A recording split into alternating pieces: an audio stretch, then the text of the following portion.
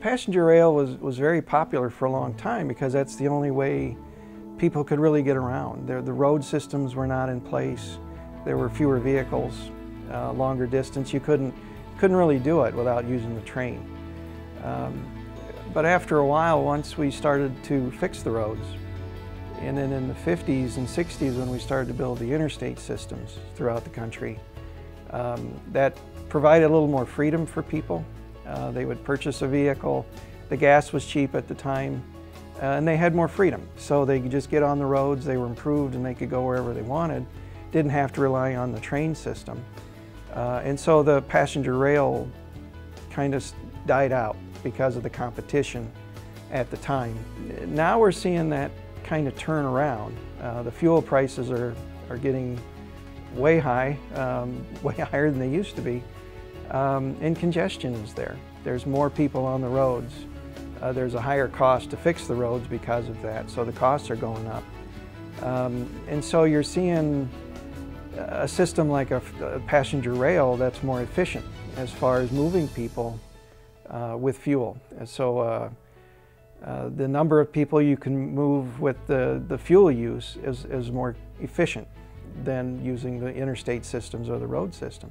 The resurgence of passenger rail in this country has really taken place over the last couple of decades. And what we've seen outside of Iowa is that many other states are actively developing regional rail routes. And in the Midwest, there's a strong hub and spoke type of system being developed with Chicago as the major hub in the area. And we have a number of routes that are active right now that are being expanded and improved in our neighboring states. And what's before Iowa right now is whether we want to become a part of that. There's a federal grant that has been awarded to the state of Iowa to extend the regional passenger rail system from Chicago to right now Iowa City as the first phase, but hopefully on to Des Moines and Council Bluffs in the near future as well. This is such a unique opportunity that we have. The Federal Rail Administration has allocated these funds for passenger rail. They will be used only for passenger rail, and what we've seen is where states have elected not to provide their portion of the funding, the Federal Rail Administration has graciously extended those dollars to other states.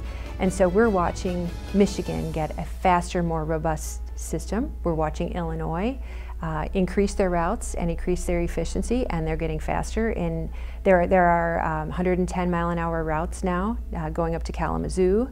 So we have this very limited opportunity to access this significant funding that's been awarded to us by paying a very small amount in capital cost.